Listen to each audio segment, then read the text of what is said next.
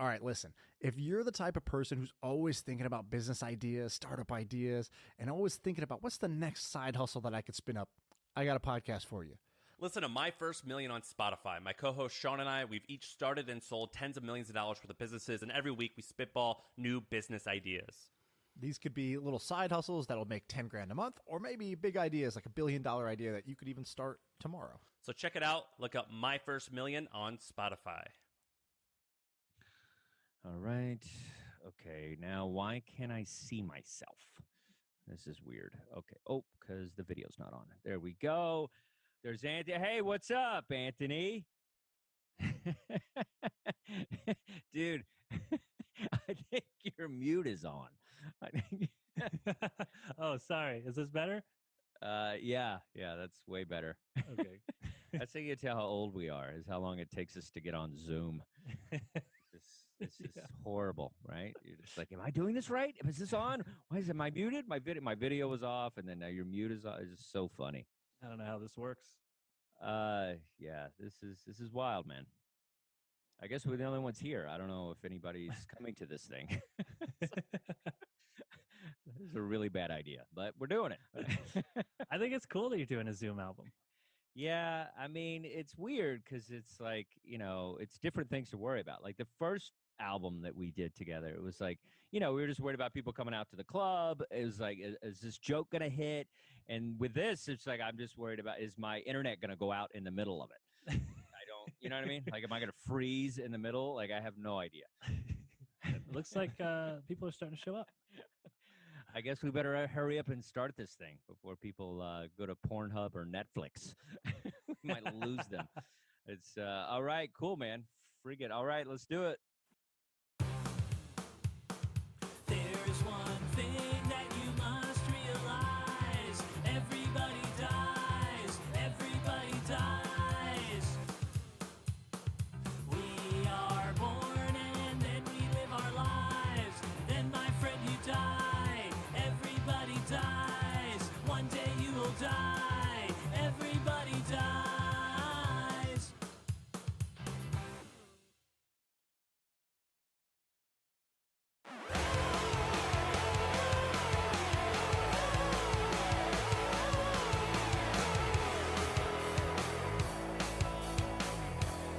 Dear God of rock and roll, are you there? It's me, Anthony. Anyway, I really want to be famous. I was wondering if maybe you could help me out with that? No way, Yahweh, there is no God. Oh, I'm sorry. Who is this? This is the Lord of the Underworld. Oh, I must have the wrong number. I was trying to dial 7. Well, I'm afraid you've dialed wrong, 'cause you've reached 666. Wow, my mistake. But hey, since I have you on the phone, would you maybe consider becoming my manager? Or maybe you just have some advice on how to write a really big hit song. What do I do? All you have to do is sing about me. Because the best way to sell art is with controversy. So let's all worship Satan together. It's just for business, not for pleasure. So let's all worship Satan together. It makes everyone's career so much better. Okay, alright. I know what you're thinking. How could I ask the Prince of Darkness to be my manager? But look, all the stories you've heard about Satan, those are just rumors. You don't even know if they're true. And if Satan is really so bad, then why does he have so many nicknames? Where did those come from? He must have had at least a few friends. Oh, Lucifer, you old devil, you. Let's all worship Satan together. Okay, here's the thing. Even when they're not all that great, people just love songs about the devil. But even if this song becomes a really big hit, makes a lot of money, Satan will get paid most of the royalties. You know, that was the deal. But to hell with it. I'm not even worried about anything anymore. Plus, I already sold my soul to the devil, so I could get into heaven. Let's all worship Satan together. It's just for right now, it's not forever. Let's all worship Satan together. When it goes out of fashion, never mind whatever.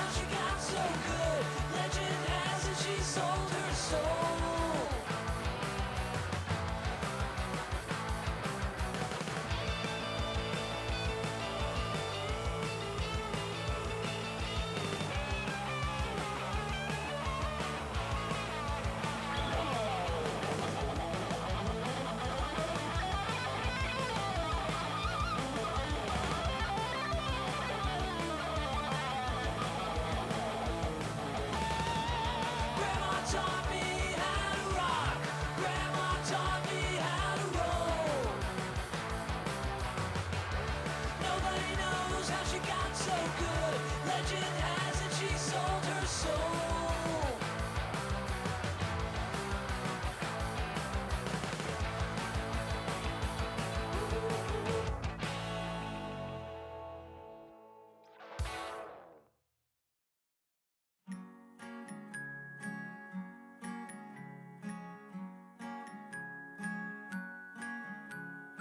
A is for apples, they are delicious, and they're also very good for you. B is for balloons at your birthday party, that was a good one, everybody danced. C is for cookies, they are so tasty, but they're just a sometimes snack. And D is for divorce, that your parents filed for. Yeah, D is for divorce, they don't love each other anymore.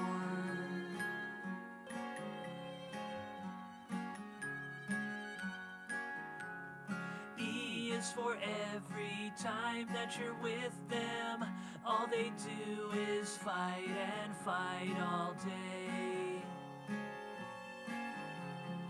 F's the frustration that you are feeling, 'cause the pain inside won't go away. G is for the good I'm sure they would enjoy being a part of this tonight. They can hear us now, you guys. Make some noise for Twitch. They're watching over out there. You in Zoom room, thank you guys for being here tonight. I'm your tech tonight. I'm Annie Dies a Lot. I'm going to go over a few things that we can all do at home to help this show go nice and smoothly before we get this show going. Let's do it. Let's do it. The very first thing, if you're here in the Zoom room, you guys, go ahead, turn on your mics and cameras. Now is a great time to do that. Definitely helps the show go more smoothly. If we can see your faces laughing, if we can hear you laughing, definitely helps. Definitely helps. I know it's the internet, you guys. I know that lots of people like to stay anonymous. That is fine. We accept it. That being said, if you look at the bottom of your screen in the Zoom room, you're going to see a button that says reactions. Please use it. Definitely use those reaction buttons. That way we can still gauge if you're enjoying yourself. Sammy's not here just for any reason. He's working out new jokes. That's right, you guys. And let him know if it's funny or not. Let him know. They're all going to be funny. We already know this. Let's see, you guys. Thank you so much for being here. If you guys want to go check out Twitch sometime, everyone here is welcome. We're on Comedy Hub 7 days a week. It's over at twitch.tv/Comedy Hub. Yeah, we do this all the time. We have live shows every day of the week. So come check us out. Come check us out. And for those of you on Twitch, you guys, thanks for hanging out. If you want to come be a part of the Zoom room, you're all welcome. It's pretty easy. Go to kocomedy.com. Sign up for that email. Just do it. And you'll get the links to all of our shows. That's right. Like I said, we do this every day of the week. So come hang out with us.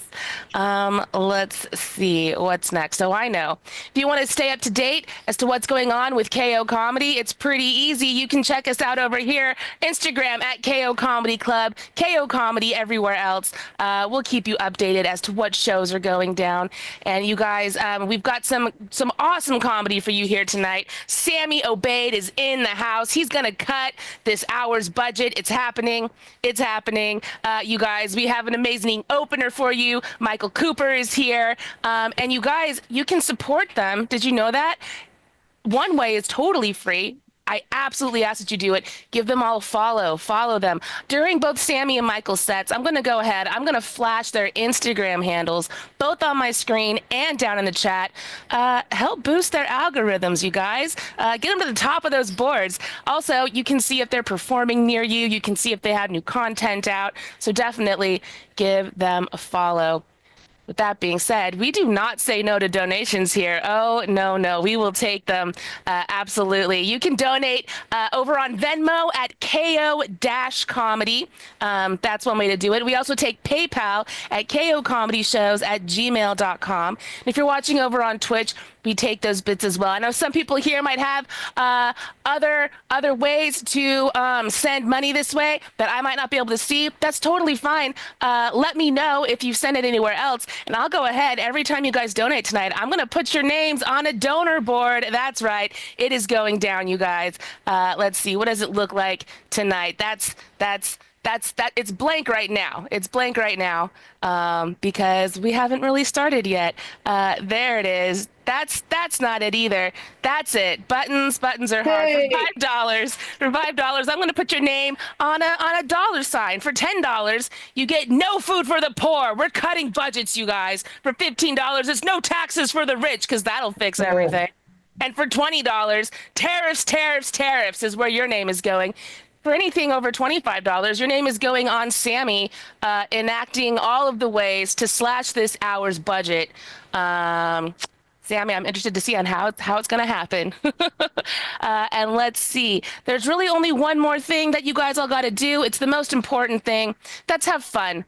This is the comedy show. You guys should be having a blast. If you're not having a good time, why are you here? Yes, yes, indeed. Lorna, thank you. Thank you for the cheer. All right, you guys. That's it for me. I'm done. I'm gonna pull up your opener for the night. Are you guys ready? Are you guys ready to laugh? Are we good to go? Yeah. Okay, Lorna and Andre look ready. Iwa looks ready. Rob is good to go. Jen is in the room. Mike is here. Kelly Bear. Michaela, great to see you. Michael is ready to go. Enrique is here. Jinda, Ruthie, everybody. You guys, let's make this happen. Let's make this happen. You guys, give him a follow. Please give him a follow. Your opener tonight. Give him a follow at comic_M_Cooper. You guys, it's Michael Cooper. Let's go. Yeah. Hey, I recently found out I'm neurodivergent. When I tell people that, they assume I have autism. I don't. I have ADHD, which means, yes, I will look you in the eyes. No, I am not listening. So what kind of neurodivergence do you have? The kind that owes a lot of people very small amounts of money.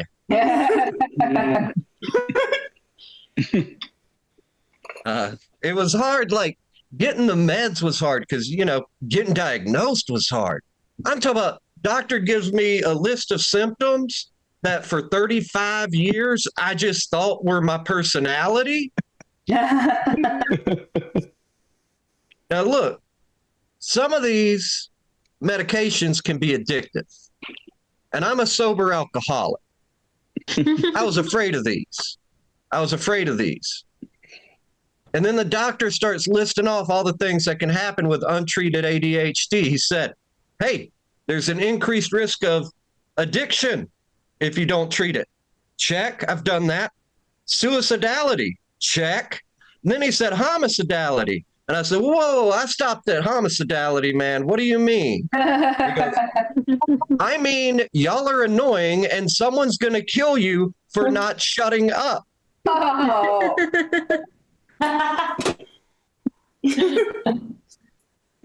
And then I said, but doc, isn't there a risk I can become dependent on these and it'll create the same addiction cycle that I had with alcohol? And he said, yes, but that is still better than who you are as a person. Oh. Imagine a medical professional telling you that in the PSA ad about methamphetamine, your after picture is the glow up. Oh.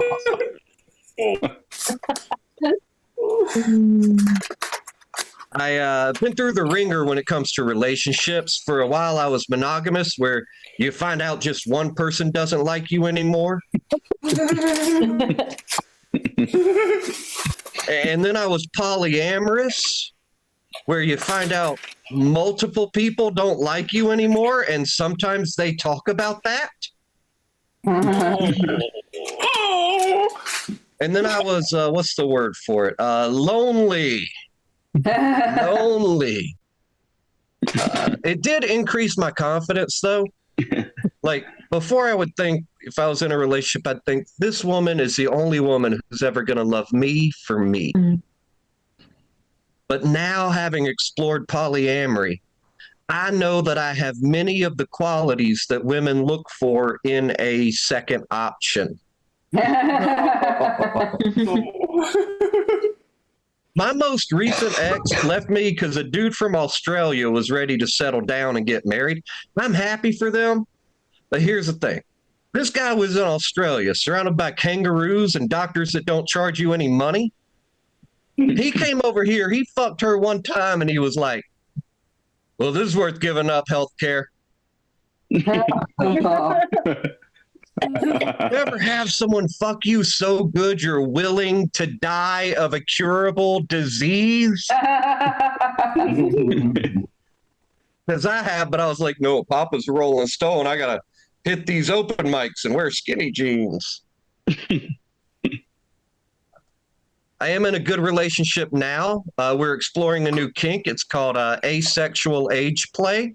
Nothing weird. We're not dressing one another up as babies and stuff. Asexual age play is I live like I'm 15 and she refuses to fuck me. Oh. I have anxiety. Anybody else?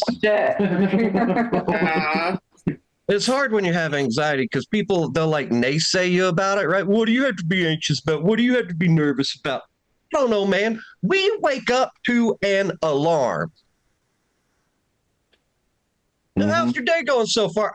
Pretty good, you know. Woke up to the last sound heard at Chernobyl.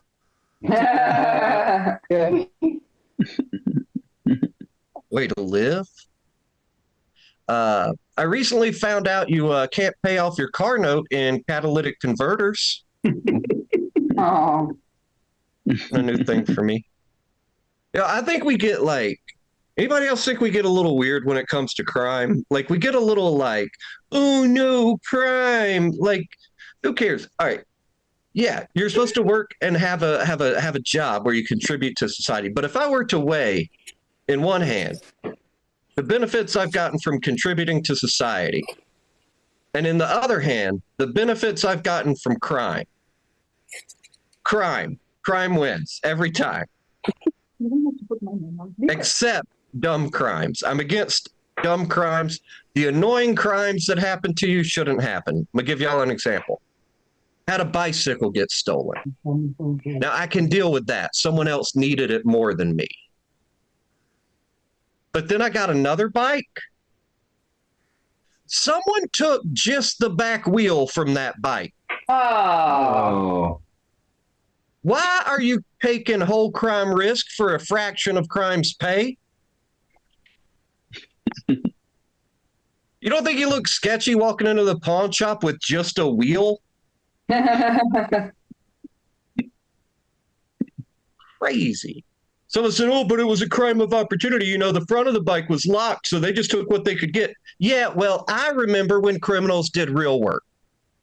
I'm just saying, when I was in active addiction, I would have gotten the whole bicycle.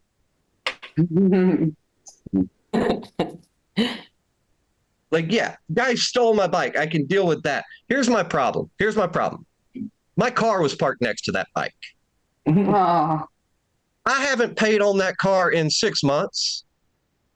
Take that. Either you're going to get that or Wells Fargo is going to get that car.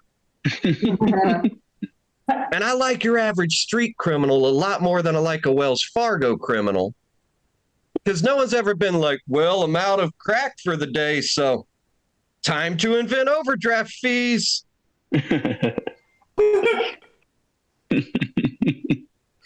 Hey, this is the icebreaker I like to do at parties. Y'all answer questions when you get stopped by cops? Yeah. We got some yeses. No. All right. Yeah. Someone said no. I'm on your team. Look, I don't answer any of their questions. I had to stop because I only got myself in worse trouble. If they pull me over, Do you know why I'm stopping you today, sir? I don't know, man. So you can log that overtime and pay for that third divorce? Yeah. One time I had a friend with me. He points at her. Who's that? Is that your wife or girlfriend? No, sir. Feel free to divorce her, too. You ever start volunteering information to the cops even when they haven't asked yet? Don't do that. That's never good. I've caught myself a few times. Officer, I know what it seems like, but it's not like that. Let me explain. I can explain. It's not a simple matter of finding the clitoris. It's a matter of stimulating it in a manner your fourth fiance will appreciate. He took my license from me. He looks at it. He goes, now, before I run you through this system, are there any aliases we need to know about, Mr. Cooper? Just the first name. Went by DB in the 70s.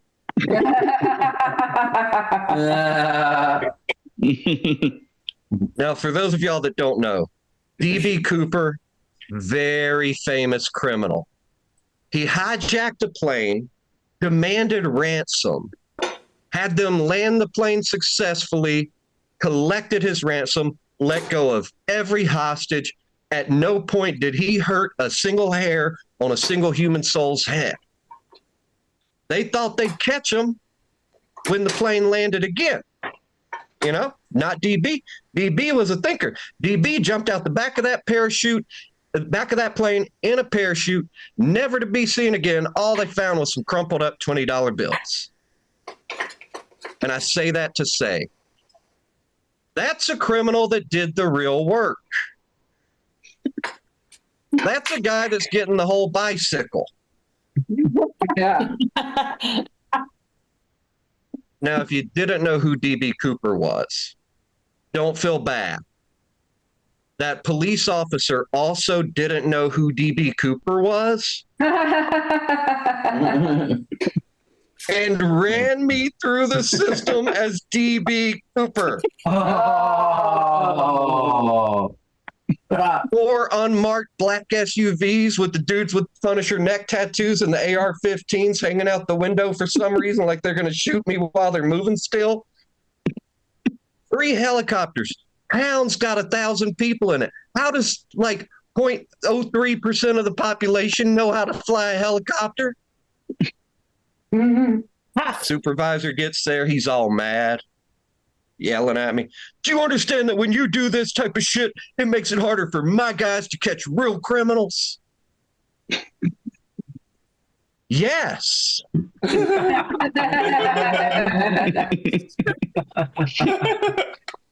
Yes. And I hope they're using the time well. I hope they're getting the rest of the bicycle. Now, look, I know I'm in trouble. But that cop, he starts telling me how this debacle has taken a full hour, how he's dedicated 80% of his resources in this tiny town just to dealing with me because of my little stunt. And he tells me about all the crime that's taken place in that 1 hour and how all these people are going to get away with all these petty crimes all because of me.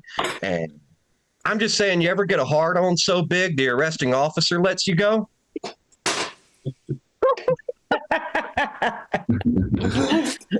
Hey, I think that's my time. Thank y'all so much. I had so much fun. Appreciate it. Hey, thank you. Give it up for Michael Cooper, everybody. Let's go. That was fantastic. Don't forget to follow him, you guys, at comic_M_Cooper. Come on, you guys. Just do it. Let's do it. Yeah, all right, you guys. It is almost time for the man of the hour himself. That's right, you guys. It's almost time for Sammy Obeid to come to the stage. However, I promised you guys every time that you donate, I'm going to give you a shout out. So let's get to a couple of those first. Let's do that. Let's see. You guys, let's find the right board. Here we go. You guys, give it up for Lisa A dropping $15. Lisa A, thank you so much. That's right. No taxes for the rich. That's one way that I suppose a person can cut a budget. I don't think it's going to work out, Lisa. I don't think it's going to work out. Also, you guys give it up for Jen Jameson. $20 on the board. Thank you so much, Jen. Your name is now stuck with tariffs. Tariffs. Oh my goodness. Also, you guys, William Reynolds is here and he did donate $15. Thank you so much, William. Your name is stuck on the board for the night. And you guys also give it up for Heather K, also dropping $15. Heather, we appreciate you. We appreciate you. We will make room for other donations, you guys. The night is still very young. If you want to donate, it's really easy, you guys. That's not the right. There it is. You guys, it's pretty easy. We take Venmo at KO-comedy. We also take PayPal, KOComedyShows@gmail.com. If you're watching over on Twitch, and I see some bits coming in right now, I'll tell you guys about them in a little while. But if you are watching on Twitch, we take those bits as well. Thank you so much, Abigail Hydrangea Brown. Let's see what else. Oh yeah, while I have your guys' attention, you guys, we do this all the time. We have live comedy streaming straight to your living room or wherever it is you are right now. 7 days a week. If you wanna check it out, you can be a part of the Zoom rooms by going to kocomedy.com and signing up for the email, or you can watch over on Twitch by watching twitch.tv/Comedy Hub. That's right. We got lots of comedy for you guys, so come hang out with us sometime. Okay, you guys, I think it's time for the real show to get started. Are you guys ready for your headliner tonight? Yeah. It was delayed, but I'll take it. Hell yeah, you guys. You can see him all over the place. I know he was in the Bay Area last week. Definitely check out his website at Sammy Obeid to see where he's going to be next. Give him a follow at Sammy Obeid. Pretty much everywhere. Sammy. That's right. You can also check him out on 100 Humans over on Netflix. You guys, it is time for the man, the myth, and the legend. Give it up for the amazing Sammy Obeid.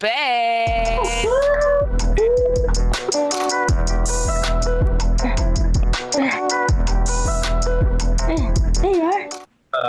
Hello, citizens of KO. Welcome. Welcome, my good citizens. Thank you all for coming and tuning in tonight. This is a low budget, obviously. It's been marketed as that. You know, a lot of you, make some noise if you've come to previous hours of mine. Yeah. Yes. So, as you know, they're usually very high production. Today, we scaled it down. I mean, you know, you used to come here and we used to have flames and... you know, I had like 10 opening acts and I used to wear a suit. I used to wear a suit every time. If you're a first timer, so even my outfit's been downgraded. We're cutting the budget left and right, and there's we are imposing a tariff on this show. It's normally free. The 25% tariff. So what's 25% of free? You do the math. You figure it out. You how much this show costs. But either way, the charge, you know, we've cut the budget on our end, but the charge always comes back to you, the consumers. So thank you for that. Also we've got rid of DEI at KO Comedy. And so you can see, you know, our staff, we keep it qualified. You know what I'm saying? All right, guys.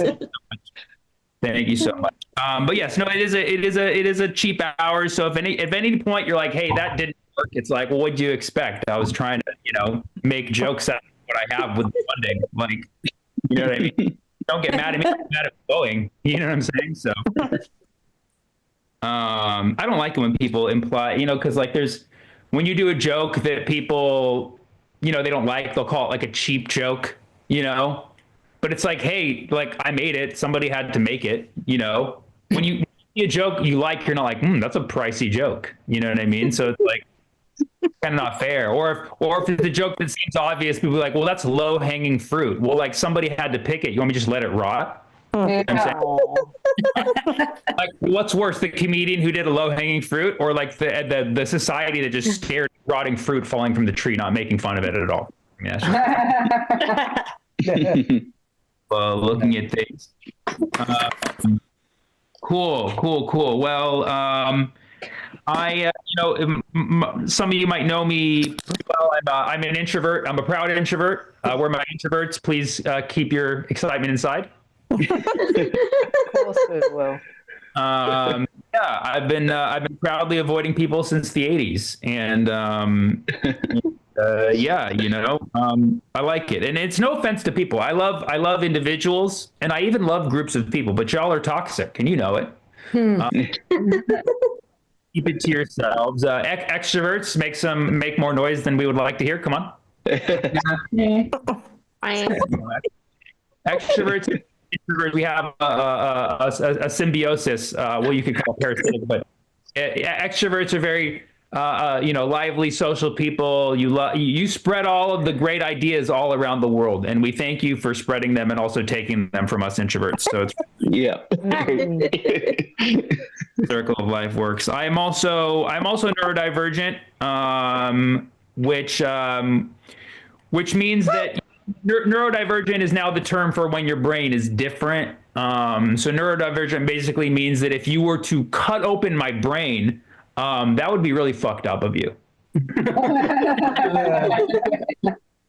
But I don't, the implication of neurodivergent is that normal would be neuroconvergent, right? But if you're familiar with convergence means it's all going to the same thing, right? So neuroconvergent would imply that we're all merging towards one brain. That's fucking scary. You know what I mean? That's like what Mark Zuckerberg wants us to do. You know what I mean? He wants us to neuroconverge in the metaverse, And that's not what I'm trying to do. Even with new Zuckerberg, you know how there was like old Zuckerberg and new Zuckerberg. Old Zuckerberg, he had the same haircut for like 15 years. He looked like a monk from the 1400s. Now he's like trying, he grew up the curls, and he does like MMA, and he like walks around like, with like t-shirts and jeans on, but his brain is still powered by ChatGPT. You know what I'm saying? Like if you ask Mark Zuckerberg like a question like, do you like sports, bro? He'll be like, yes, sports are very fun, but sometimes be advised, because getting to into sports, like, okay, cool. Yep. Yeah. So anyways, that's, I don't know if it's new Zuckerberg or if it's just like old Zuckerberg, like he's going back to his social network days. You know what I mean? Because remember the movie Social Network, you saw he was like a frat bro type guy. And then you saw like the Zuckerberg that we know, and you're like, that doesn't add up. And then you see him stare down that. You're like, okay, I see it now. I think you guys missed that joke, but it's fine. I said, and then you see him staring down the blast at the inauguration. You're like, oh, that is the guy. I knew it was funny. It's just a connection issue. Damn it, Mark. But yeah. So, if any of you have been following my career, I've been doing this now for almost 18 years, and hard work pays off. Like I am now literally achieving my wildest dreams. I am now a 40-year-old man who still lives with my mom. And who would have thought that's what success feels like? You know what I'm saying? We have a good relationship though. My mom, she goes out more than me. I'm more of a homebody than she. She has like friends, and she's an extrovert, so she's out there taking people's ideas. And I stay home a lot. And I'm, some of you might know this about me. My pet peeve is noise. I'm very sensitive to noise, which is I accept laughter for some reason.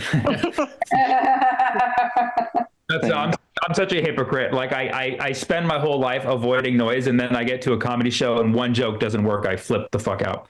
But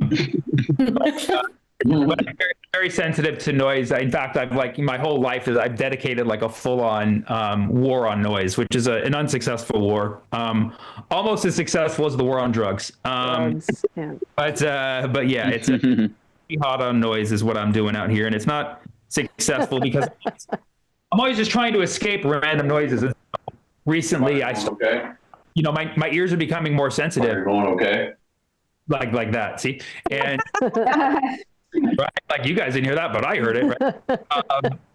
yeah, so we have a very loud water heater at the house, and it's next to my room, and it'll turn on in the middle of the night sometimes.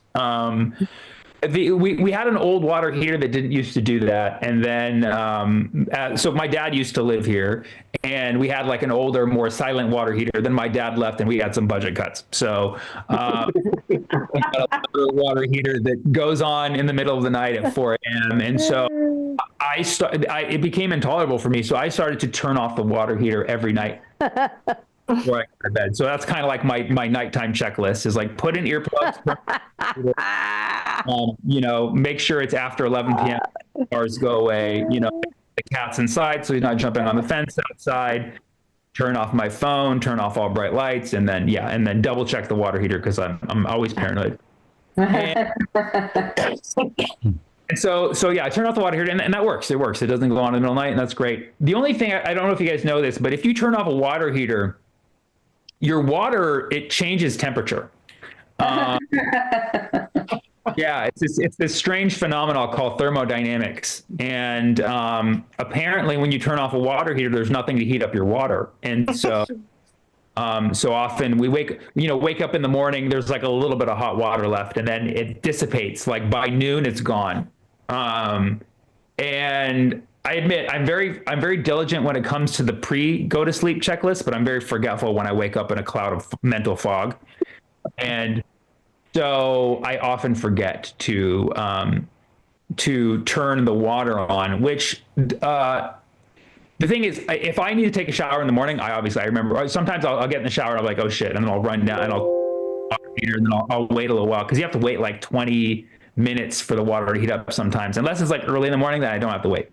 But most of the time, I totally forget that I've turned off the water heater, and I don't realize until I hear my mom screaming from her room. And this happens around 12:30 every day. And I'll hear her turn on the water, but that first won't wake up my senses. And then it'll be like 3 minutes in, and then I'll just hear Sam, and then my mom, she puts on a robe and she runs out. Like, is the water heater off? Because she knows that I do this. And my mom's extrovert, so she's cool with the confrontation. I just freeze up and I'm like, and this happens every day. And I honestly, I feel horrible when it happens because she has to stop the shower, come out, wait 20 minutes for the water to heat up. I turn on the heater, and this has happened like maybe 10 times now. And now it's to the point where it doesn't happen all the time, but it happens like 75% of the time. And now I hear in advance when I hear her turn on the shower, and I'm like, oh fuck, that's when it sounds like I'm in that where I don't need the actual reprimand, but I hear the water, and then I'm like, oh fuck, and then I run and turn on the heater. So we're in the stage now where the water goes on, I freak the fuck out, and I turn on the heater, and then I go back to my desk and work, and then my mom still, because the water doesn't heat up right away, she turns off the shower, comes out yelling. And then I have to be like, oh, no, it's on. but I can't say that I just turned it on. I just say it's on. But is a water heater not working? And I'm like, maybe we should get it fixed. That story had no ending, but whatever. The budget got cut. So. But by the way, but if you think that's like fucked up, trust me, my mom's living very well. Like everybody in my family has a much better life than me. Like I actually work. Like they literally have. My mom's retired. She just living the dream. My sister doesn't work. She gets money from my dad. My dad, he works a little bit here and there, but he's doing fine. I'm the only one who's just like toiling away day after day, like writing jokes, editing. These people, they're living like rent free in the house that they pay the rent for, right? So, anyways, they're all living well, and they're all single, and they're all on Bumble. Okay, and I'll be honest, I am too. Okay, so all four, me, my mom, my dad, my sister, we're all on Bumble. I'm surprised that we haven't like matched yet. Like, I almost thought about calling up my grandma and be like, "Yo, get on Bumble." Family discount. Family discount. Exactly.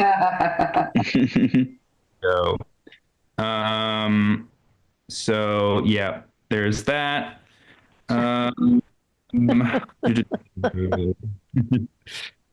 Where do we go from here? Pivot. I guess I did have I had a note on divergent and convergent, because divergent and convergent, they're terms from mathematics. They involve a series. A series is basically a series of terms, and you add up all the terms, and the sum of that series is a sequence is a group of terms, and the series is the sum of that sequence. I mean, these are just words. So yeah, if you think about your favorite TV series, it's the sum of all the sequence of the episodes that you watched. A little technical, no. But a series is convergent if, when you add up all the terms in the sequence, it merges to one number. And the series is divergent when you add up the numbers and you don't know what the fuck's going to happen. I feel like socially, politically, we are now in a divergent series. The best way I can describe what's going on. We're in, I'm neurodivergent, but our country is also divergent. I'm neurodivergent. Our country is Eurodivergent, if you will. But yeah, it's that's the way I can describe. Nobody knows where this time is going. And I've never liked the term MAGA, Make America Great Again. I've always thought it's misleading, because there's so many things to appreciate about the freedom that we have now, the freedom to turn off your water heater, et cetera, et cetera. So I have my own saying. It's Make America Good, Great, Over Time. So maggot. That's the one that I'm going with. Anyways, but yeah, so we're in a divergent. We have a divergent political situation going on, and people are still mad at me because I voted third party. They'll be like, every time like Trump does something, they'll be like, "Look, are you happy now? Are you happy?" And I'm like, "No, I'm not happy about what he's doing. I'm happy that I get like 10 jokes out of it. I'm not happy about what he's doing." You know what I mean?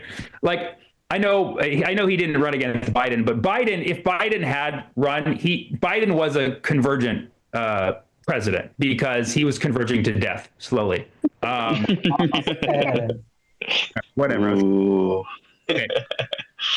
But yes, there are a lot of crazy things happening right now. Trump's not even president; it's Elon. You can call him chancellor if you want, whatever. He's head of Doge, Department of Gestures Excused, and that wasn't that good, guys. Come on. So the news cycle's moving too fast for me. It's moving like 2 Nazi salutes too fast for me. Yeah. Basically, my take on this whole thing. I've already released too many jokes on the Nazi salute, and we're probably already saluted out. But people said, some people, think Elon's a full-on Nazi. Some people think he's on the spectrum. I think he's on the Nazi spectrum. Yeah. The sad truth is, we're all on the Nazi spectrum. Okay. You're a spectrum, by the way, because I said this and some people got upset. They're like, I'm not on the Nazi spectrum. Like, you don't know what a spectrum means. Okay. You're either zero Nazi, or you're full blown proud Nazi, or you're even further, you're full blown Hitler. But there's a big gap from point A to point B, and a big gap from point B to point C. You know what I'm saying? And Elon, he's not A. He's definitely not zero Nazi. He may or may not be B, but he's not quite C. So you could say he's a Nazi. Good. Oh. I don't know. I mean, I guess you could say he is like Hitler, because he's a millionaire like Hitler was, or a billionaire actually. I think it was Hitler. He was maybe a billionaire in their currency. he moved from one racist country to another racist country, and both of them can't grow facial hair. So everybody questioned why Hitler had the little single stash. It's because that's all he could grow. Hitler never had full. Nobody would do this willingly. You know what I'm saying? Not even I heard. But yes, I get it. A lot of my friends, especially those from the divergent communities, are scared of the situation, and rightfully so. I get it. But I tell people, it's like, buckle up, get yourself an American flag, everything's going to be fine. You know what I'm saying? This is what I tell people: double up on the American flag. Get American flag outfits. Put 10 American flags in front of your house. Trust me, all Arabs learned this after 2001. We learned the power of having an American flag. I'm telling you, people, if you're worried about people like hate crimes and all sorts of shit, just cover yourself in American flag. The people aren't going to follow. I swear to God, like if drag queens started doing like American flag theme, like the right would be so much more understanding. Get yourself. Because the American flag not only does it steer those people away, but it also sends a message. If you're worried about crime, having an American flag in front of your house, basically, yo, I have a gun. Okay? Like trust me, I used to, side note, not a proud moment of my history, but I did do a couple robberies in my adolescent days. When you see an American flag in front of a house, that's a house you don't go into because you're like, oh, those people actually like this country for a reason, Stay out. Okay, what? Damn, I can't even read any of these guys. Okay. Okay, but anyways, yes, there's all sorts of bad things unfolding in front of our eyes that we don't really know what like the effects of things are. Like, I heard rumors that there were, budget cuts to the transportation, like transportation related groups, like, so getting like air traffic controllers fired, which may have involved which may have resulted in these plane crashes. You guys heard. Obviously Trump blamed DEI. That's the logical thing to do. Yeah, I don't know how you see a plane crash and the first thing you do, because the pilot of the plane, or the pilot of the helicopter, or no, the pilot of the plane, he was half Puerto Rican. I don't know if that was what he was referring to, but that's kind of a stretch. Like half Puerto Rican, that's still like full U.S. You know what I'm saying? But yeah, he blamed it on diversity. He's like, it was an Asian flyer. He's like, it was a Middle Eastern pilot. Anyways, I thought that was funny. Female as well. What's that? Oh, and FEMA. To get the full DEI. Yeah. Right. FEMA is always FEMA's always doing something. But I will tell you, the positive side that I've now seen to both Trump presidencies is that everybody suddenly gets involved in government civics. Like in the last 4 years, all my friends were like, let's go have brunch. And now they're like, did you know there's 3 branches of government? Executive, legislative. It's like, I'm like, all right, whatever it takes. Like, like we all now, at least most of us now know what the definition of tariff means. We literally, like, the word tariff was not even floated around since like the early 1900s. And if you don't know, tariff is basically a way of saying tax without saying tax. It's like the Netflix and chill of taxes.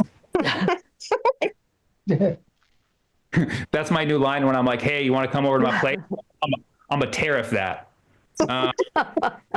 But yeah, tariff is also another word for tariff is a duty, or so when you go to like places at airports, it's duty free. You're not paying the internationally bound taxes.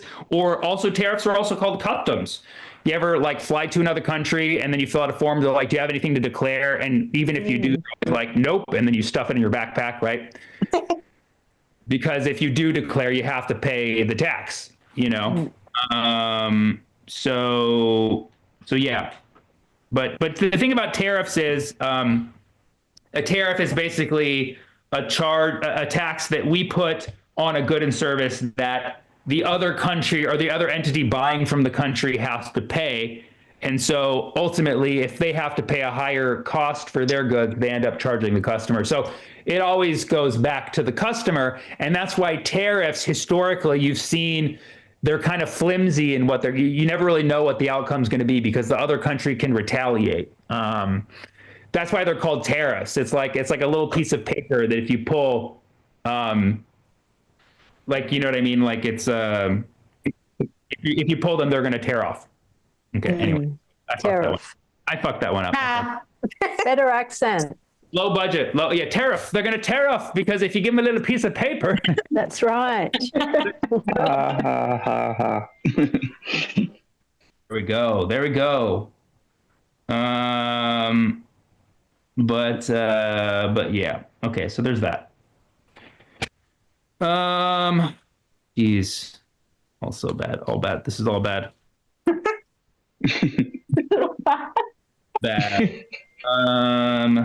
But yeah. Anyway. So, anyways, every time, like every new time, like Trump does something, like when Trump was like, oh, the Palestinians are gonna move to Jordan, people were like sending me DMs. Happy now? Are you happy now? It's like, dude, just because he says they're gonna move to Jordan doesn't mean they're gonna move to Jordan. You know what I mean? Like, call me when Greenland is America. But yeah. You know, that's all I got. That's my punchline. Red, white, and green. It's like, Trump keeps saying wild shit, and all my friends on the left freak the fuck out, and all my friends on the right, like, they just can't see it. They're like not capable of seeing anything that Trump does wrong, and I'm just like, we're all neurodivergent at this point. You know what I mean? But like, yeah, my like any Republican person I know, they're just living the dream right now. I honestly, I would be a Republican if they were, pro-choice, weren't about the military industrial complex, were nicer to immigrants and queer folk, and change their name to not Republican, Yeah. Yeah. Who wouldn't? But yeah, it's all, everybody's on the spectrum, it's everybody's on some kind of spectrum, there's a xenophobic spectrum, right? There's a homophobic spectrum, right? Like on the homophobic spectrum, you have on one extreme, you have like, you fully support gay rights, and then you even go further, like you party with your queer friends all the time, you go to Pride, you drop Molly and stuff, and then after that you're gay, right? But then on the you go the other way, it's like, oh, I believe that queer people have the right to exist, but like not on my property or whatever, and then being queer is a choice, and then it's like I hate queer people, and then gay also on the other side. So it's kind of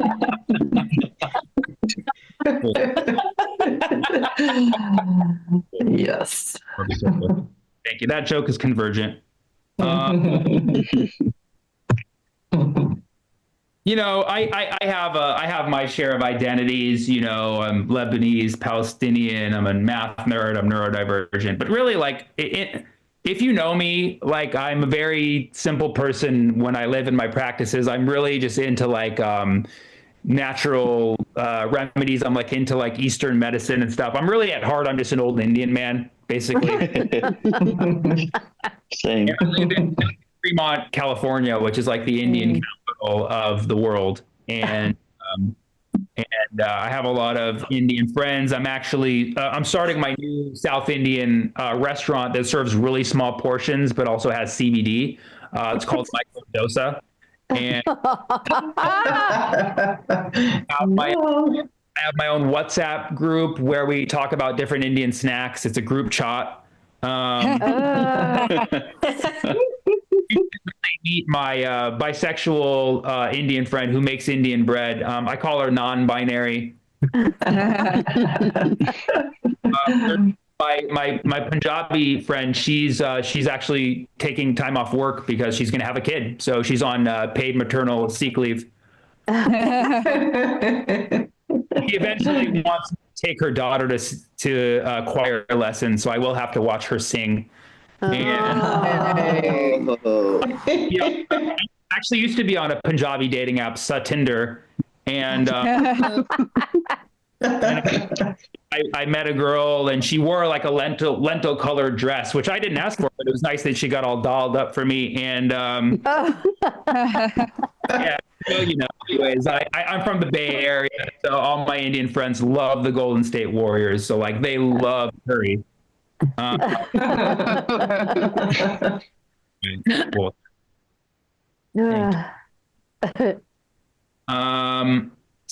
Cool. What else? What's next? So yeah, growing up, I grew up in Fremont. There was this, I had some bad adolescent years when I would was into a lot of bad stuff, but it all started with weed. Weed really is the gateway drug. They were right. Right.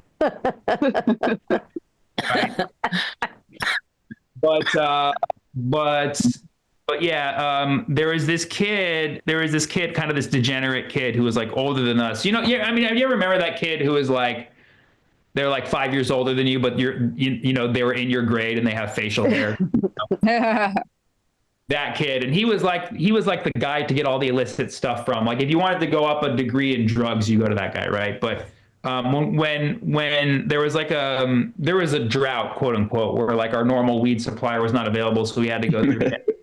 He was just a very sketchy guy. So he was like a thing like where one time he was like, hey, give me the money. And I gave him like $20. And then he was supposed to give me like a fully rolled blunt. And like I was waiting like 2 days and he never gave it to me. And then like on the third day, my friends went and asked like, hey, where's the blunt? And he was like, it's in my lungs. And I'll never forget just the casual way he said that, it's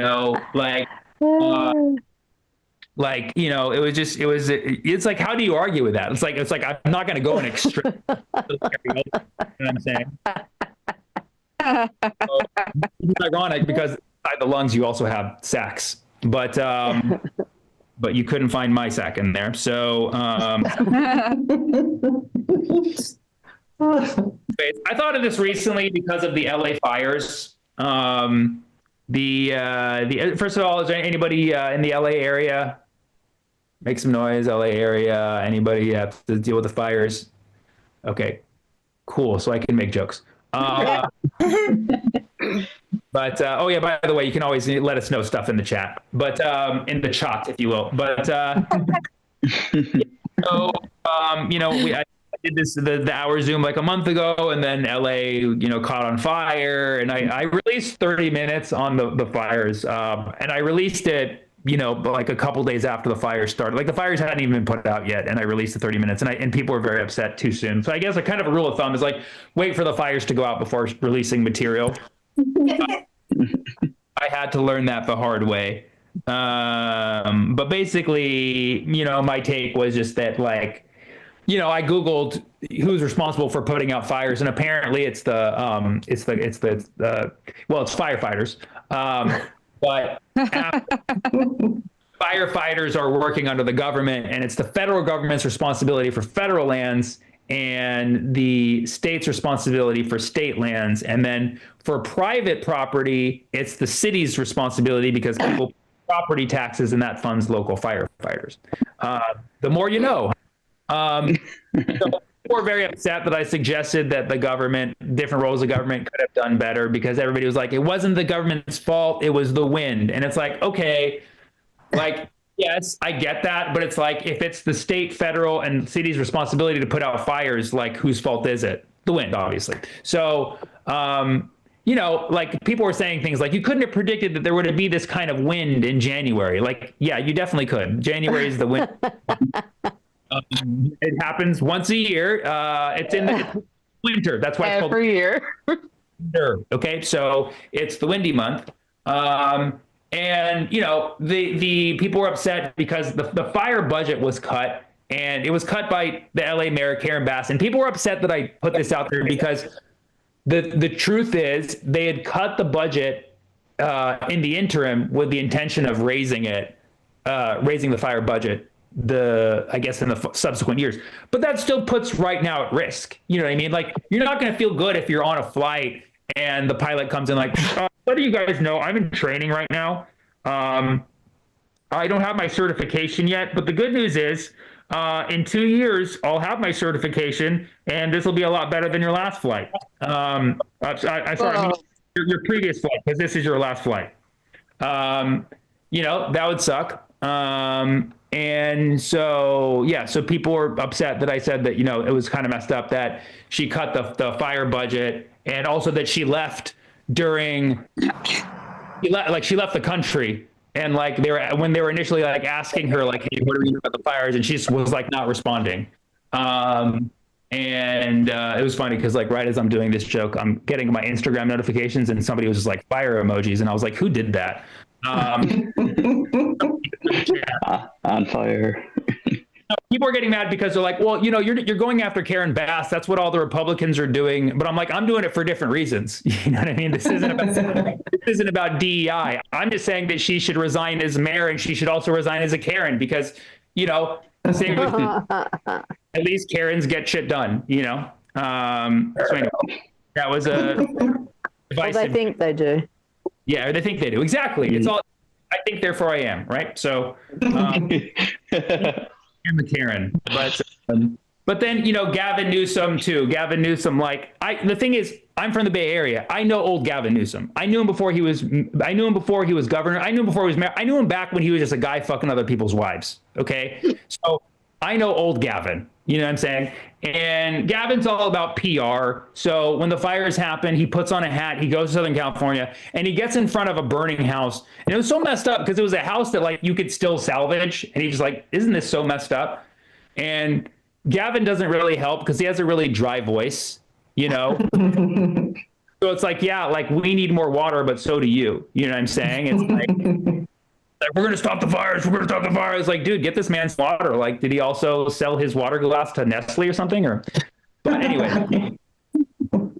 Anyways, and then you had the federal government, like you had Biden do the press conference with Gavin, and he came out. He's like, I just became the first president great-grandfather. I was like, don't remind us how old you are in this time. You know what I mean?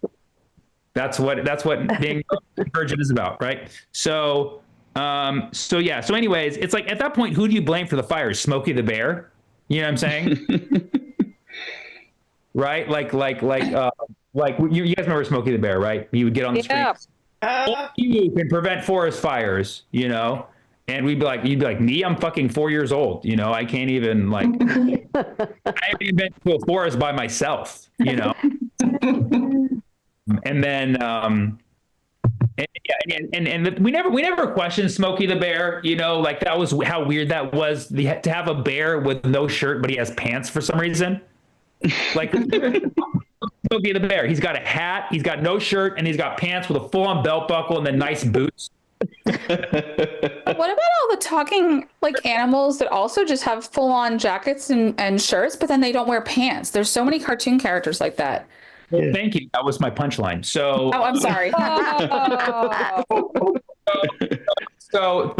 good point. I'm glad our minds are both on the divergent path, right? So, when they actually converged on this one. So yeah.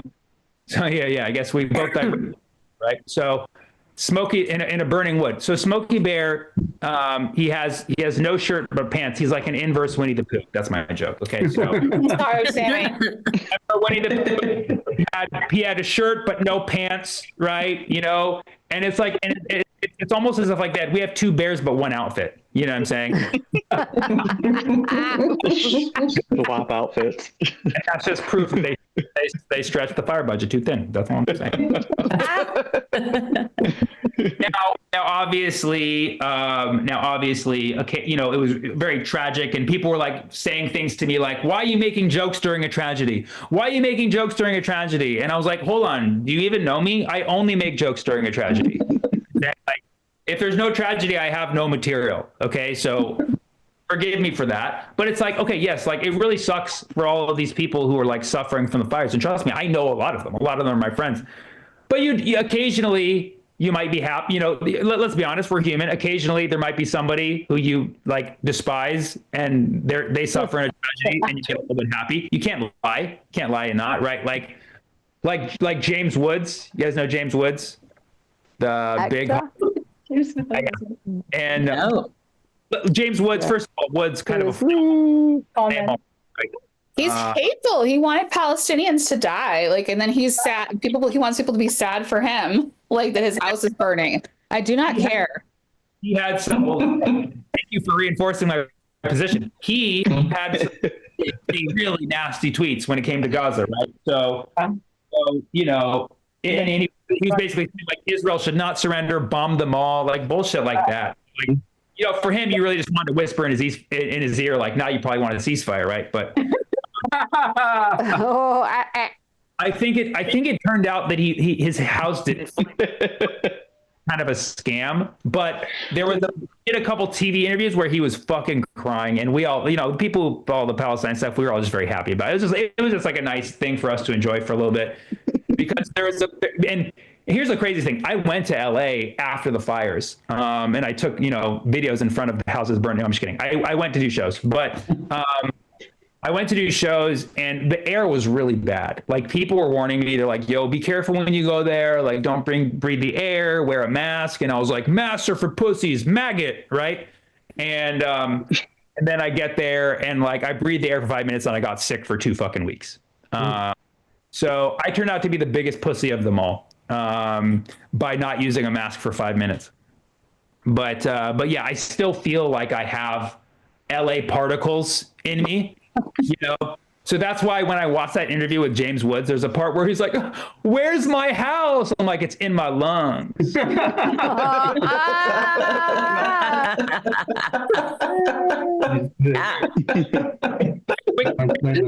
Blunt.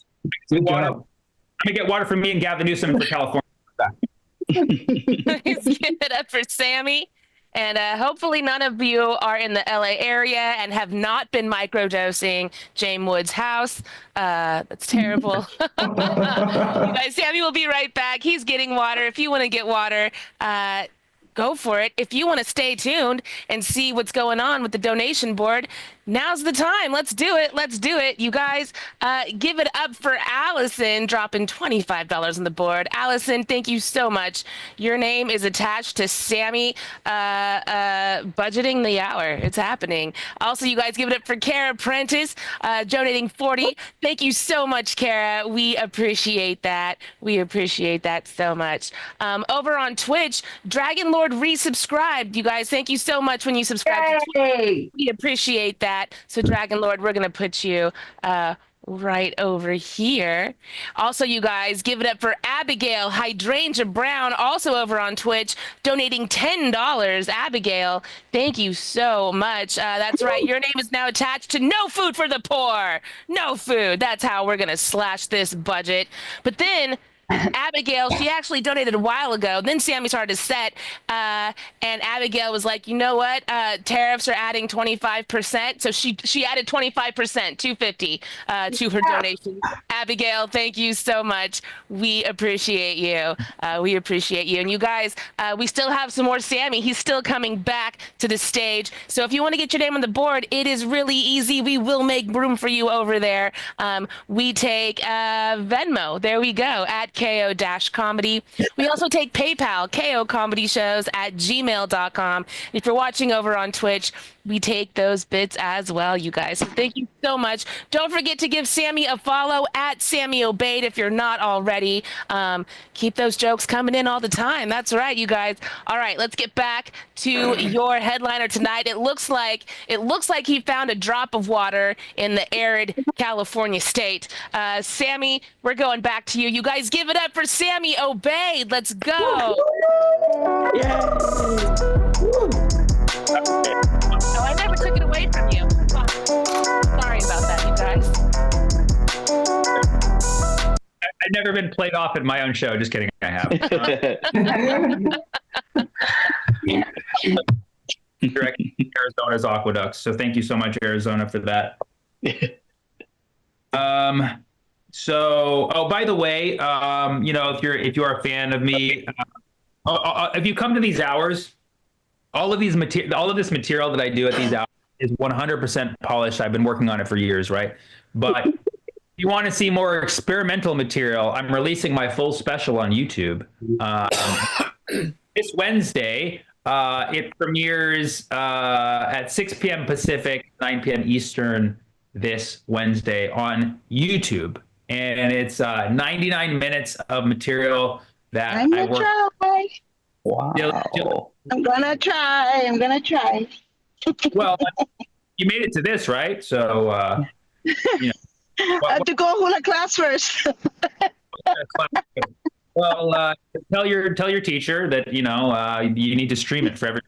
So it's on YouTube. It's free. So you guys notice all of the things that I do are basically for free, except my OnlyFans. All right.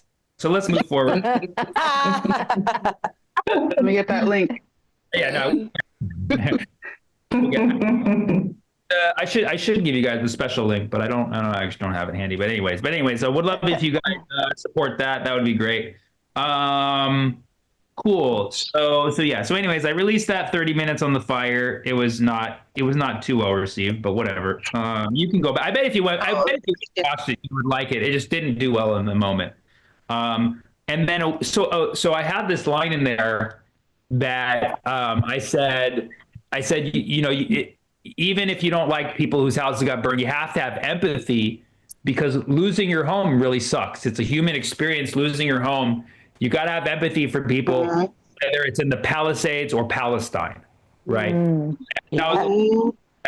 then I also added a joke. I said, from the 405 to the sea, the Palisades were free from fire. That was whoa. Yeah, I mean that was pretty breaking, but anyways, nobody really cared.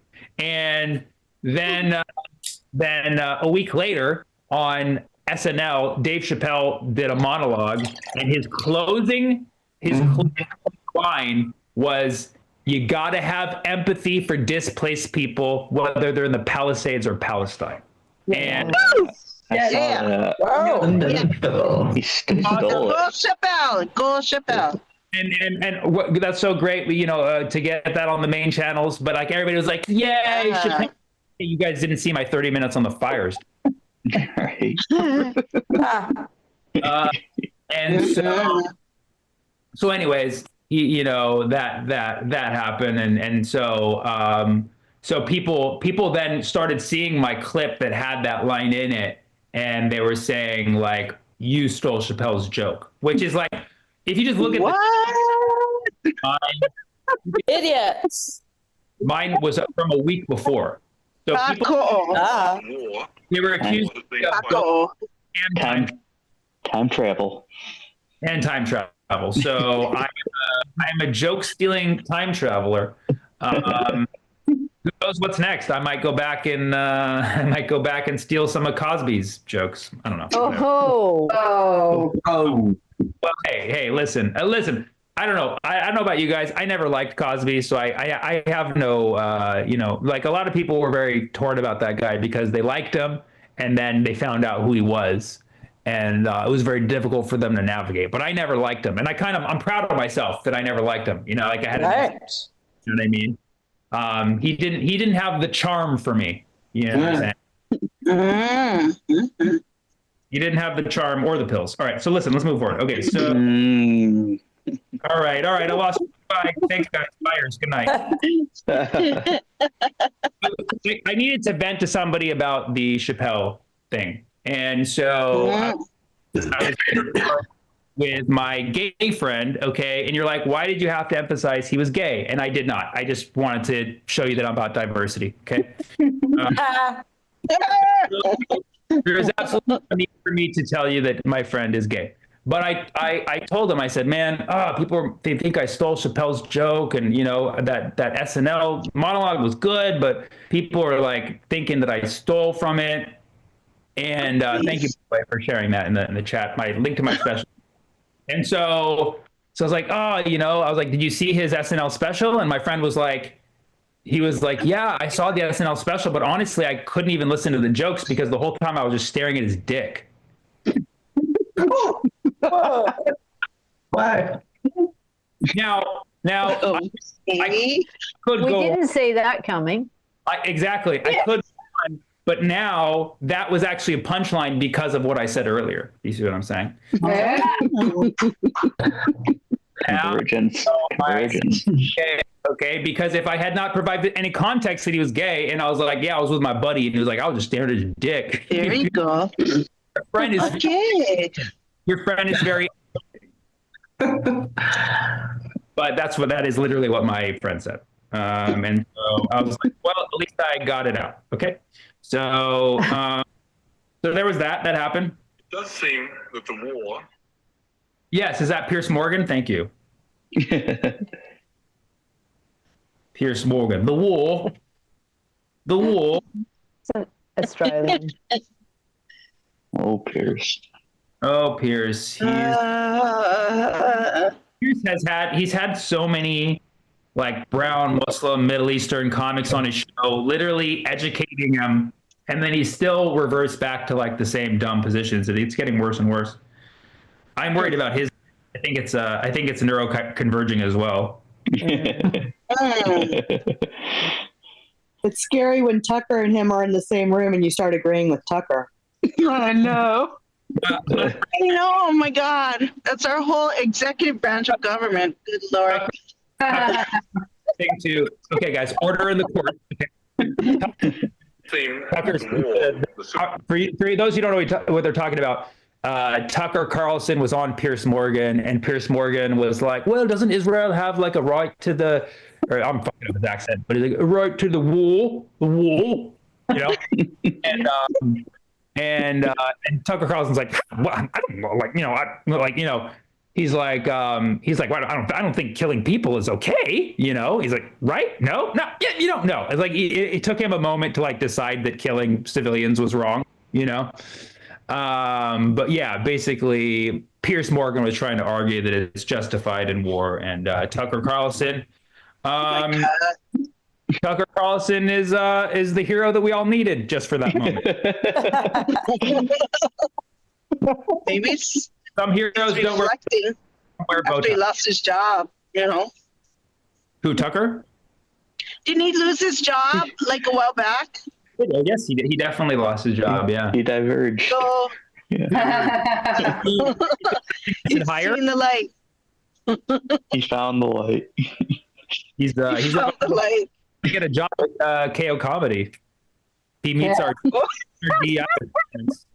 Oh yeah, you guys could put him on at your podcast. I might one day. You might see it. Tucker Carlson exclusive live in Russia. That would write itself. It literally. I know. One day, you know, he's from San Francisco too. That's the thing that trips me out. I was like, how did San Francisco make that guy? Yeah.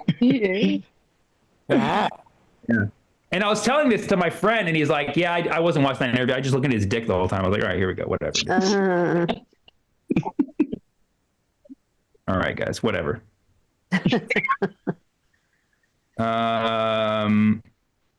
No, I try to tune out I try to just channel the energy for jokes, but I have friends who are really upset about everything that's going on. And I went over to my friend. She's she considers herself a liberal, and she made me like a fruit crisp. It was a lib tart. Tart, by the way, tart is a perfectly acceptable word to use. It's a nice, treat that we can all use. So, the word tart. Let's hope that the word tart's not offensive, okay? Because, tart means I can be sour sometimes. You know what I'm saying? So, I'm sour. Sour again. I'm retarted. Okay. So, all right. Whatever. Oh my God. Tart, okay. But yeah, people are really stressing about the deportations and stuff. It is really, I have undocumented friends. They're really upset, and it's just you have mayhem coming from all around. Like on the right, you have people saying, like, listen, we don't have anything against immigrants. We just don't like the illegals. And they're like, okay, well, can we take in refugees from these war-torn countries? It's like, no, we don't want them either. Like, well, then what the fuck is about, And then on the left, you have people saying shit like, oh, well, if you get rid of the immigrants, who's going to pick the food? Who's going to clean up after us? Like, it's like a little condescending, like It is. we do have other jobs too, like writing. Yeah, right. Exactly. I don't know. I don't know how you could hate any specific kind of immigrant. Like, if you've tasted all of the different cuisines of the world, you would appreciate every kind of person. Yes. Yeah, exactly. Right? Like I've had. Have you ever had Venezuelan food? It's fucking delicious. Yeah. Oh. Yes, I've seen a few Venezuelan drug dealers in my day, but I'm like, hey, those little tart things that you make, they're really good. How could you hate Muslims? Halal meat is the best meat. You know what I mean? It's like halal meat is the best meat. It's like we're out here in America just eating sad animals all the time, sad dead animals. Yeah, that's true. You know what I'm saying? I'm honest. But yeah, I don't know. My position has always been the same when it comes to immigration. It's like, have an immigration policy where people are allowed in this country, provided that they are bringing their best food. Okay? Yeah, there you go. You help bring recipes to the country, and this will win over people. Okay? So it's like, it won't even be about immigration anymore. It's a cooking contest. Bring your best. This is citizenship edition, Make America taste again. Make America Yes. Make America taste. Mm-hmm. Yep. Great again. Make America taste. Hell, I was trying to think of a word. Make America taste human. Math. All right. That sounds like cannibalism. Okay. Make America great cheese again. Make America great cheese again. Mm-hmm. Astronomy? I don't know. Make America taste food again. Well, this turned out to be one of the greatest writer rooms I've ever had, guys. Glad we could help. That's right. Make America grill again. Make America Turtle Island again. Make America Island. Yeah. Okay. All right. Now, okay.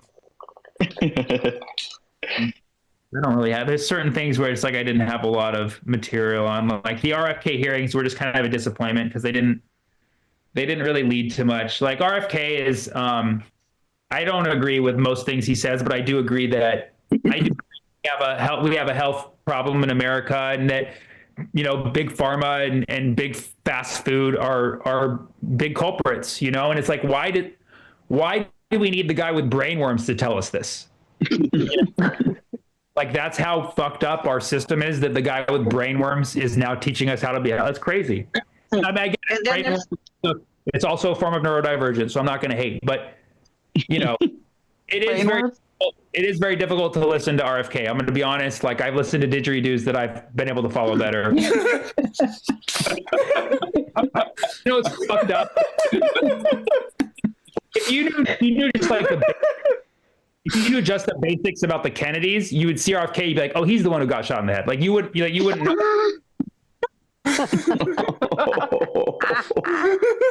Oh my gosh.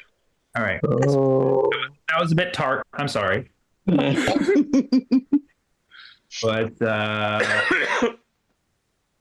okay. But I know I'm going to heaven because I've done shows at churches, mosques, synagogues, and I've got the religious shows they're actually the easiest crowds, because people who want clean comedy, like, they're there for it. They're there, like, listening to your every word. And I have literally killed at all these religions. I'm basically hate crime. I've like killed these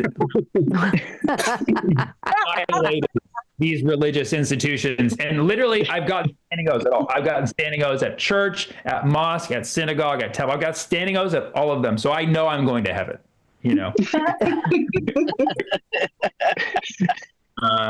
But I will say I have a special place in my heart for atheists. Shout out to atheists. I love atheists because you guys you guys, you're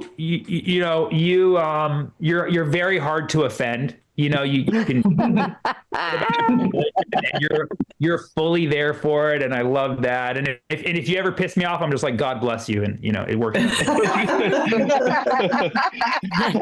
is offensive. My grandma, my Palestinian grandma, she was Palestinian. Palestinian Christian, which like Jesus, like also.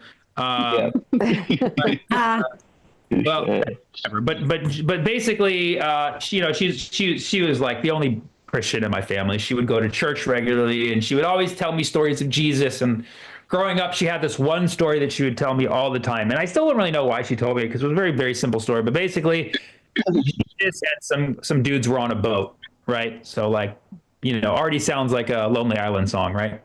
And Jesus and some dudes just on a boat, just chilling on a boat, and they're on the water, and then a storm comes, and the storm is like crazy and just like rain and waves, and then Jesus' buddies are freaking out. They're like, "Oh no, Jesus, the boat's gonna turn over, we're gonna die." And Jesus is just like, "Remain calm, the storm will pass. Remain calm, the storm will pass." And basically, he just said that over and over again. And then after some time, the storm passed. And the moral of the story, I think that in my grandma's words, she's like, the moral of the story is that Jesus is always right. Like,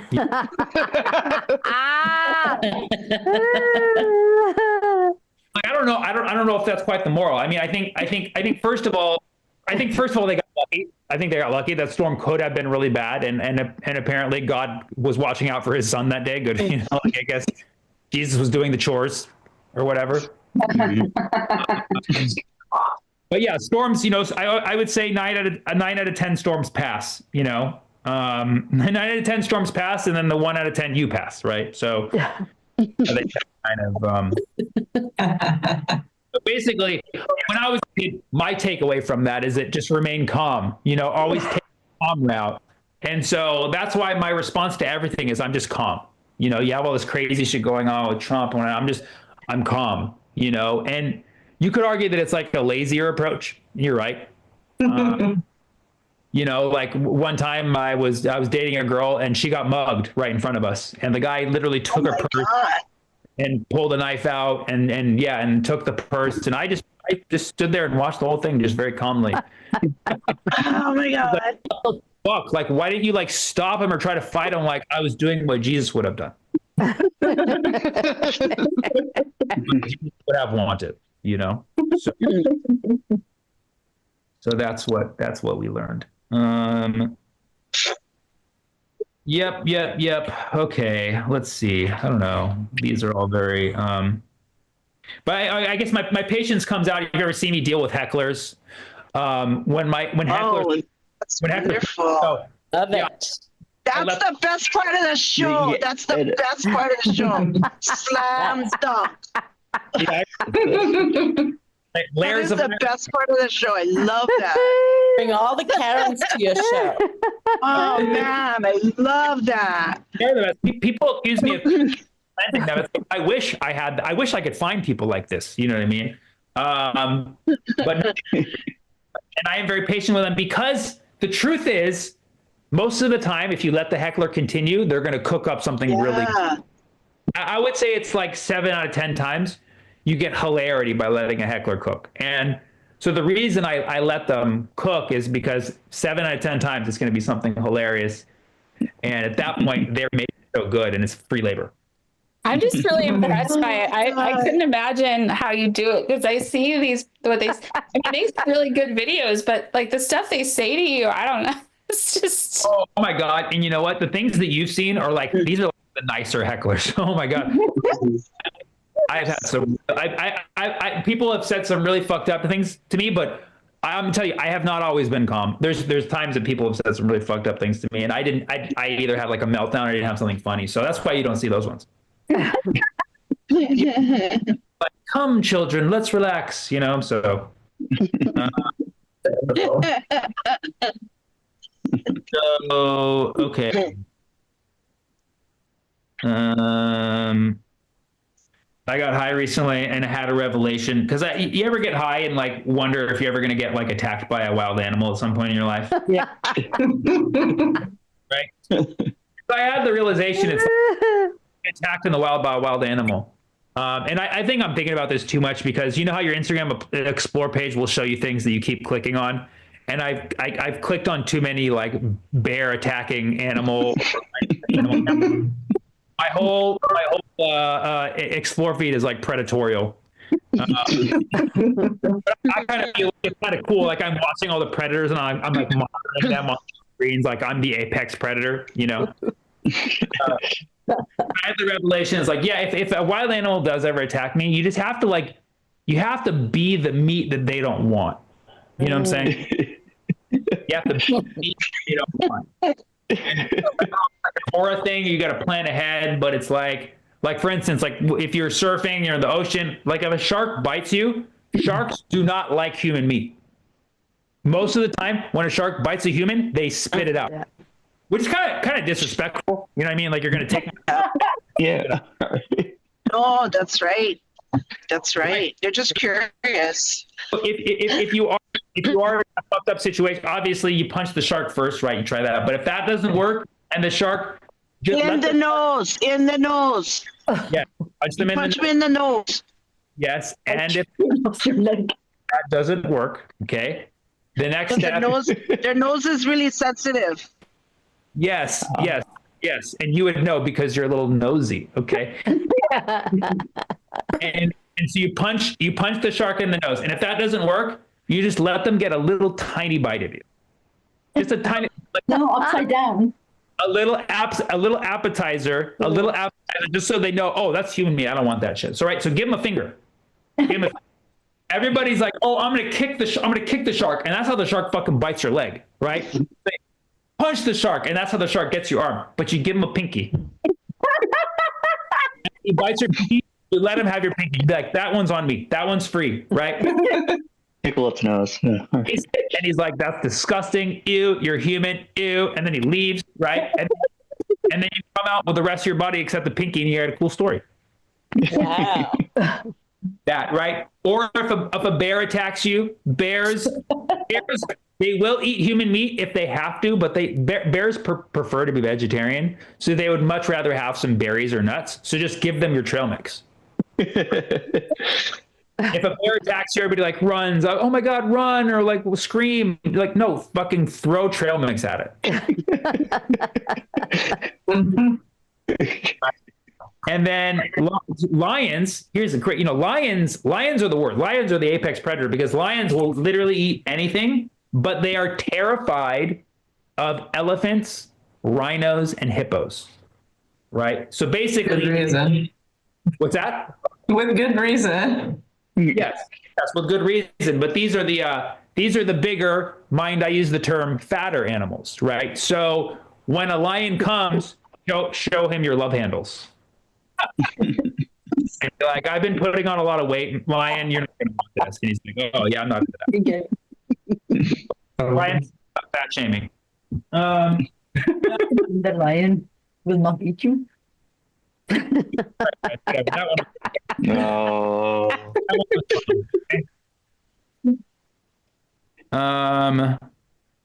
Okay. And people. Yes, eating people. Make America taste human. Math. Make America taste human. Human. Yeah.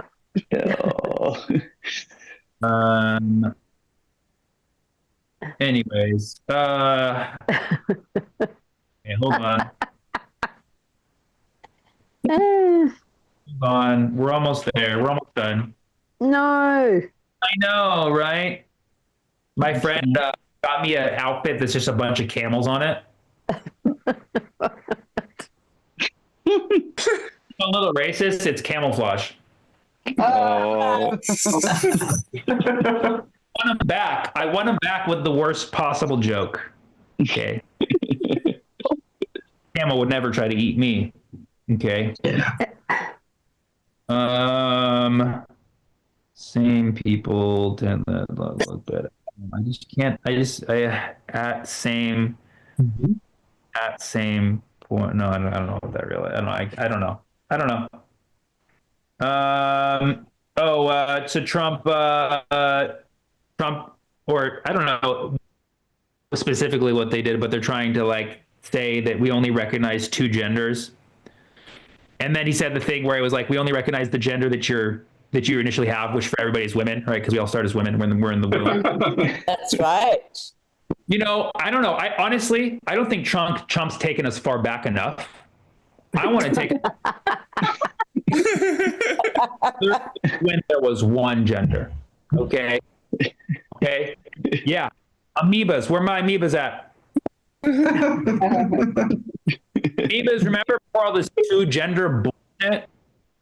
Back when you were one, you didn't have to go out there and find a partner and get on Bumble. You just divided. Make more of yourself. You just fucking divided.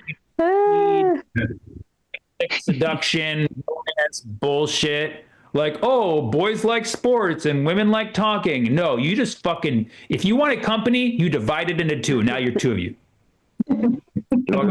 Diverged again. You know, the first life on. We believe the first life is about 4 billion years old.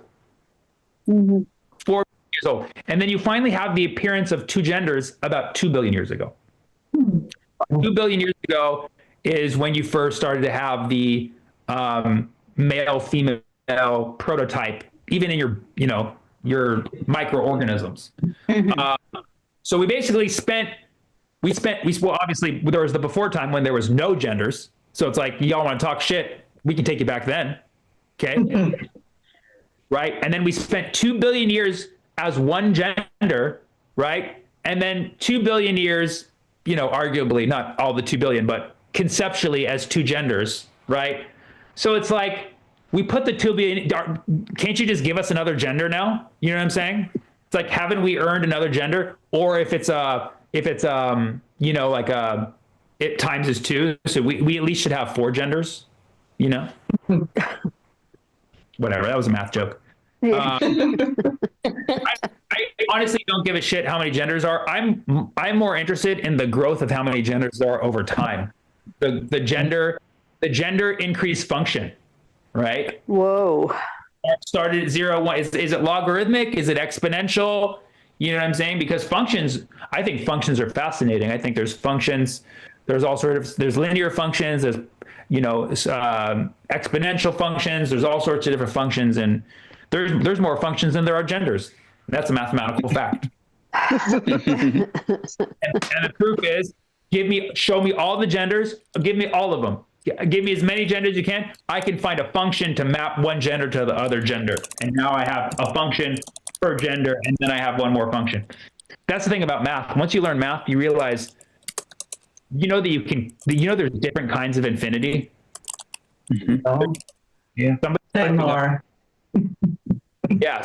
There's different kinds of infinity. There's infinity that you can count. It's called denumerable, which is like where there's an infinite amount, but you can assign a number to each one. Mm-hmm. And then there's uncountable infinity, which is like, we can't fuck with that. So the more you know. Okay. Yeah. Quantum mechanics lesson. Yeah, there you go. Who would have thought? Who would come for the facts and stay to wait for a punchline that doesn't happen? Yet. Oh, we love it. Okay, I have one more. Okay, so that was. Oh, anyways. But yeah, people that I've been getting, now with all like the MAGA people coming out and stuff. Whenever you like talk shit about the administration, they say like, oh, well, then leave the country if you don't like it. It's like, no, motherfucker. It's like, dude, talking shit about America is the most American thing you can do.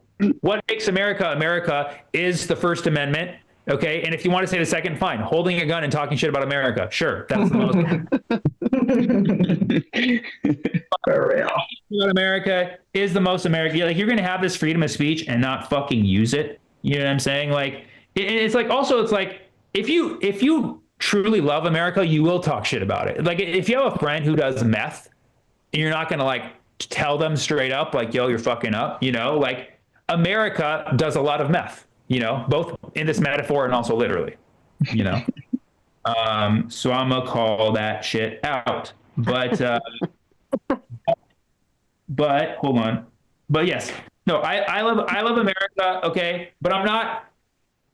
I know I was making a joke about American flags earlier, but like I'm not like covered in American flags. I'm not out here like repping America all day. I just love the concept of America, and I'm like I show up when America is good and treats me well. You know what I'm saying? And then the rest of the time, you know, I'm not here. But yes, obviously, my life, I need America. Okay, America doesn't really need me, but I love it in that kind of way. I love America like a cat loves its owner. You know what I'm saying? That's a joke. Meow. Okay. All right. Okay.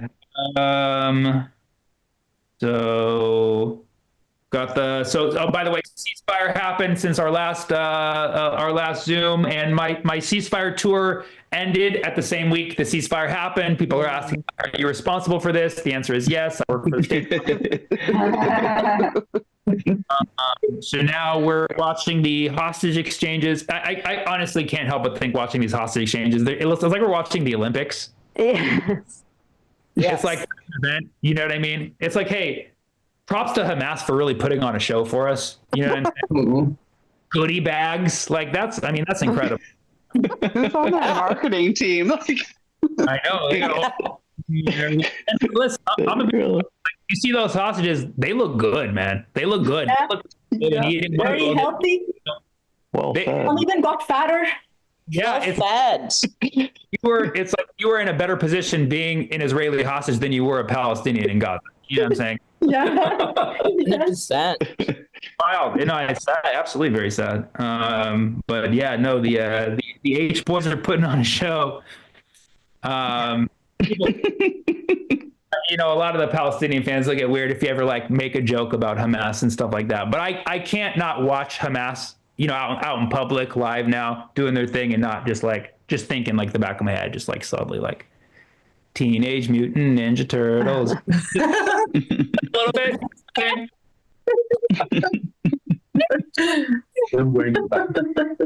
All right. But yeah, no, you know, people are always trying to scare the Palestinians that the Trump administration is going to be really bad. We don't know yet. We don't know what the fuck's going to happen, but at least they're not getting bombed left and right. We know that's a good thing, you know, because last year people were just flooding Arab Americans, you know, and saying, oh, Trump's going to be worse for your people. Trump's going to be worse for your people. I'm like, wow, you really don't know how to talk to people, do you? And this soundbite, it made it to Gaza. I don't know if you know, they can hear us. Like they have internet too. And the Palestinians are all comedians. Like they all have the same joke when you tell them this. When you say, "Oh, Trump's going to be worse," they all become like Chandler Bing from Friends. You know, they're like, "Could it be any worse?" You know. All right. I'll say, do you guys remember where you were the 15 minutes that TikTok got banned, or the 15 hours? Right? That's a story. I had no clue. We were all refugees for 15 hours. That ban was so like there was people who slept through that whole thing. There's people who went to bed that night being like, I bet you TikTok's not going to get banned. And they woke up, they're like, I told you. You know? It was so sus the way that it got reinstated, and you know, it just and then everybody was like, "Oh my God, we live in an oligarchy where billionaires control." It's like, yeah, where the fuck have you been? You know what I mean? Yeah. Right. Oh, yeah, absolutely. Been in an oligarchy since money was invented. Oligarchy is not that. It's only the third level of decay in Plato's Republic. I don't know if you read it, but it's you know, it's better than democracy if you read the book, but. Oligarchy means that the rich run the show, and that's just the sad truth of the world that we live in. You know, billionaires control our government, right? That's just what it is. Like, here's how it works: our government keeps us in check. Billionaires keep the government in check. So, who keeps billionaires in check? No one. Luigi. Yeah, exactly. Sammy Obeid It really that Luigi provides the checks and balances for our government. That's yeah. Luigi and really small submarines for some reason. Let's get Mario. Luigi and submersibles. Basically, anything involved with a remote controller. So how you start a revolution. You got to up, down, left, right, left, down, right. Start. I posted that joke online, and you can't believe how many people were upset with me that I messed up the Contra code. So there's more people upset with me for messing up the Contra code than saying that billionaires should be dead at the hands of submarines. So our society, it's run by gamers. Let's go. Yeah. All right, guys, that's all I have for today. Hope you enjoyed this low budget hour. I'll see you guys next month. That was awesome. Thank you so much, Sammy. That was so nice of you. Thank you. Bye. So much. Bye, guys. Hey, thanks for having me on, Sammy. Yeah, thank you, Sammy. That's real Give nice it up of you. for Sammy Obeid, everybody. Yeah. Thank you guys so much for coming out tonight. We appreciate all of you. I'm going to go ahead and give one last shout out, you guys. Give it up for Lorna Batters dropping $10 on the board. Lorna, thank you so much. And yeah, you guys, we'll do this again next month. We'll see you then. Yeah. Have a great night, everybody. Thank you. Thank you, everybody. Have a night.